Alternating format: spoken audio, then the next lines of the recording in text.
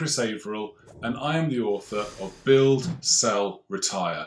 This is the story about my journey from 2003 to 2016 of setting up, growing, nearly losing, and then successfully selling my business. The book covers all sorts of really helpful topics for budding entrepreneurs, business owners, and those who just want to break out of the rat race and take control of their lives and set up their own business. I can really help you understand how to grow a company, what the areas of focus should be, how to be the best version of yourself, and most importantly, how to help you plan to successfully sell your company. Now, for lots of people, selling isn't the answer. But it's really difficult to understand that when you're sitting at your desk looking at another year of dip, forecasting a hopeful year of peak, and wondering where it's all going. Surely getting someone to buy your business, being able to step away from it, is the best thing that you can do. But honestly, I have met so many people in the journey to write my book, to tell the truth behind the experience of selling, who have felt disappointed, distraught, just awful that they sold the thing they love almost as much as their family. So the truth behind M&A is there is no truth. What do I mean by that? Well, a lot of people sell thinking it's going to help them to become rich, make them happy, remove the pressures and strains of day-to-day work, give them some reward for all of the missed birthdays, Christmases, time spent in airport lounges. But the reality for a lot of people is that when they do the deal, they don't get the right value for the business. They don't know how to value their business. They don't know how to pick the right person to sell it to. And the people buying these M&A teams, it's all they do all day, every day, is profile companies and find the best business for them to buy at the best value. The next part is if there's an earn-out or there's a tie-in after the deal's done, very often people fail to achieve the financial goals that they've been set. They lose control of their day-to-day business finance. They have to report in to a new boss. They have to follow procedures. Their entrepreneurial spirit is really dampened down, or for a lot of people, extinguished. And that entrepreneurial spirit is what drives us forwards. It's what allows us to take giant leaps of faith and move from what looks like an awful year into an amazing year. But when that's taken away, when your control is removed or reduced, suddenly your ability to fill gaps, improve numbers, it becomes a nightmare. So those who have failed to achieve their financial goals will wish they hadn't sold.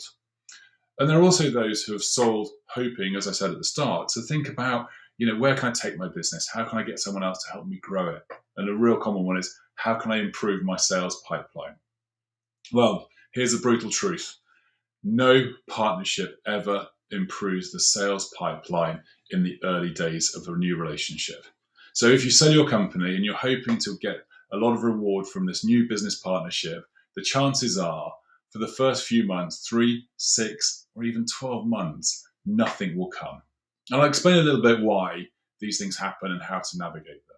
So it's not all bad. The good news is that if you get it right, if you plan, if you have a really good idea of where you're going and why you're selling, you can sell your business for a great deal of money. You can achieve the dreams and goals that you've always had, and you can create something better than was there before. So what are my top tips? Well, number one, plan. If you fail to plan, you're planning to fail. I recommend, if you can, spend 3 years planning your exit. And why is 3 years important? Well, 3 years gives you plenty of time to work backwards from your goal. Your goal is to sell the company for the best possible value, to sell it to a partner that's going to make that business thrive and survive. To do that, you've got to have a lot of things in place. You need a leadership team running the business before you sell. You need to have A-class clients behind your business, hopefully on long-term contracts. You need to have removed any deadwood, any problems, people you've brought along in the business who were important at the start but are no longer able to keep up with the speed and velocity of your organisation. And boringly, you need to organise all your documentation, your finances, your planning, your contracts, your insurances, your shareholdings. Your business has got to be like a degree presentation. This is like an MBA pack. When someone comes along to look at buying it, they start on page 1, they read through the history, they look at the finance, they look at the contracts, everything's squared away and in place. They look at your client pipeline, they look at your profitability. It's a no-brainer. So that's the first thing. Plan ahead. Give yourself 3 years. If during that 3-year period you find that you're ready to sell, you're in the right place, you get the right approach, sell. Don't hold back, but at least you're moving in the right direction. My number 2 tip, and I found this really saved my sanity, was having a partner to help you sell the company. M&A is a complicated world, and us entrepreneurs, we love a challenge. But that challenge can sometimes be overwhelming. It can distract, it can take us off the day-to-day work. And the most important thing when you're thinking of selling or selling the company is not to be distracted from the day-to-day business. If your P&L starts to go backwards during the sales period, the buyer will devalue the deal. That means less money for you. So get a partner. I used SI Partners, an M&A specialist. They were amazing. There were loads of people, individuals, corporates, and everything in between. But these people, all they do is do deals with M&A acquiring companies. So they know how to navigate an agency. They know how to navigate a corporate. They know how to navigate a structured finance business. These guys spend their days working with all sorts of different people. They can bring some interesting potential buyers to the table, as Mike did. They will help price your business. They know what your business is worth, and they will take away your emotional attachment, the blood, sweat, and tears you've put in, and give you what's a realistic final number.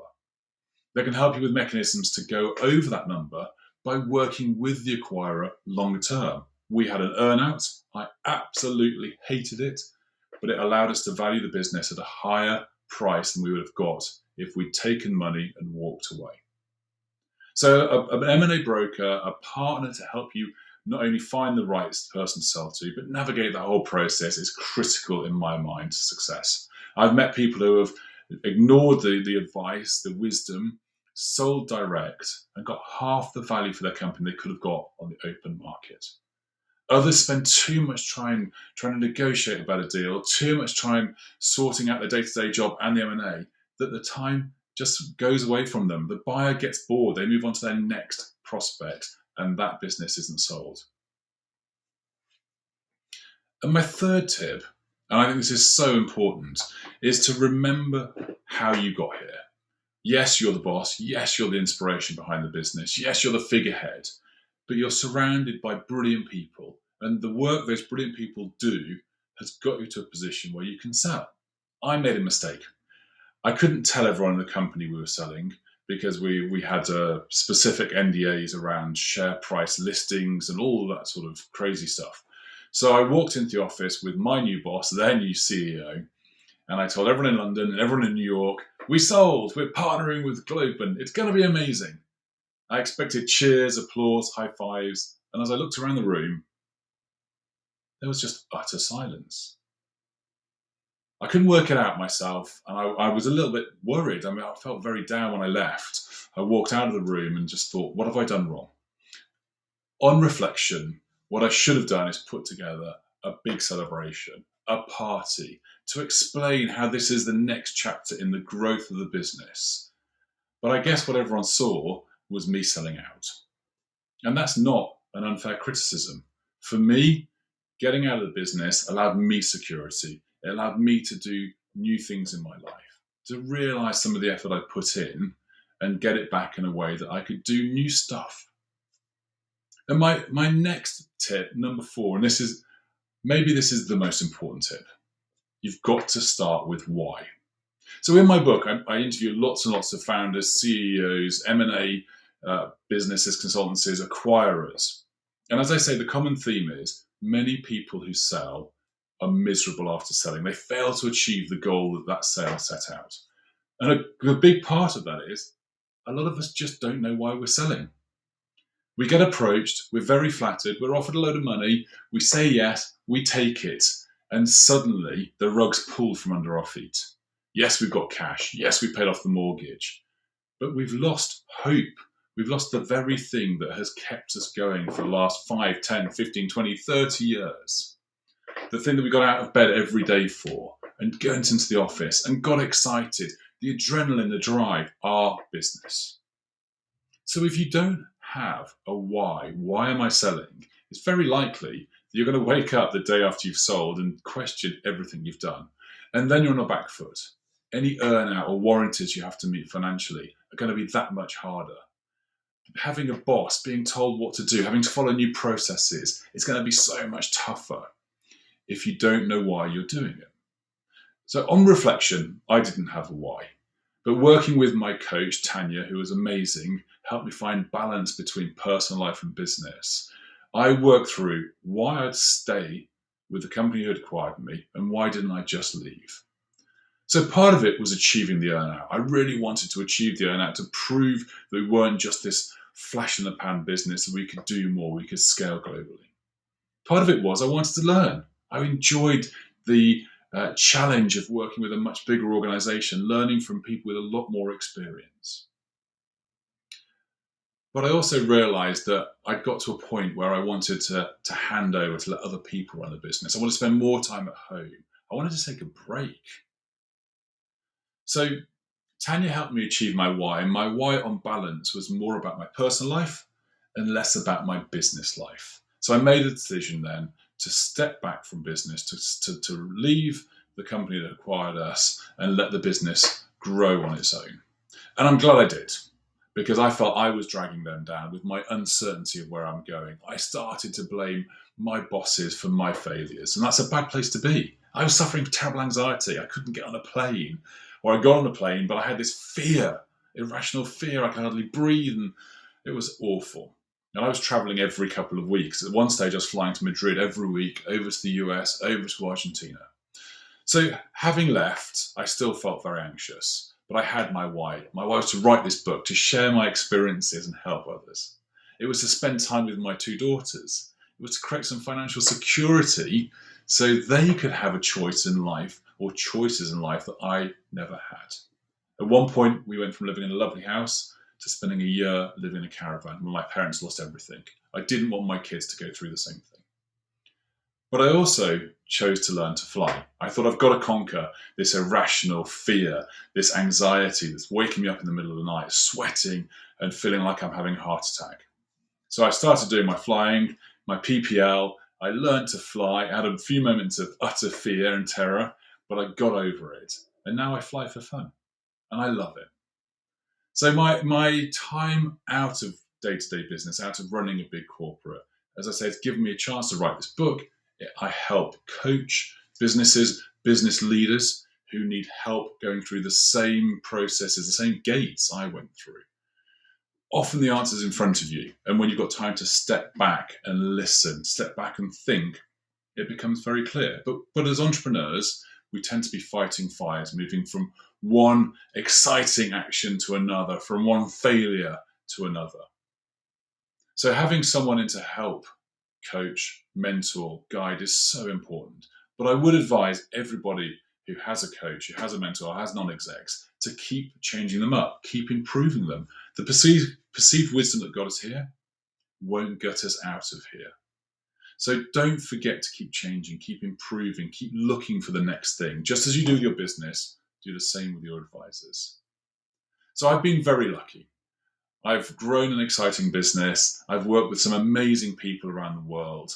I've been through lows of nearly losing it, and I've been through the highs of winning incredible awards for working with amazing clients. And I got to the point where I sold, and my realization of selling was that a lot of what you hear is rubbish. Not because people want to lie because they are miserable or mean. They lie because they just didn't end up achieving what they hoped. So my book's all about helping people through those barriers, achieving what you want, and making sure you're happy if you choose to sell. My final note is, for many companies, for many founders, once you've done your 3-year plan, once you're committed to scaling your business up to being something bigger and better than it is, you will probably find that selling isn't the best answer. For a lot of people, staying working on the business 1 day, 2 days a week is a much nicer lifestyle than selling, going through the pain, the frustration, the loneliness, the uncertainty of not having a thing in their lives. Some people choose to be yoga teachers, or work for charities, or move country, or retrain, or create a startup. Others end up setting up the same business again because they loved what they did so much. So keep in mind your why. Know why you're selling. Build your business up with a 3-year plan. Have a clear target and focus to achieve your why, and keep reviewing it as you go, because selling might not be the best. But do engage with partners, with supporters, with people who've been through it, with people who understand the M&A industry. Pay the money. It's so worthwhile because they will get you the best deal. They will help you navigate the strain and pressure and take away a lot of the doubt and worry. And even if you decide right at the last minute you don't want to sell, that's fine. It's your business, it's your life. Do what you need to do to achieve your why.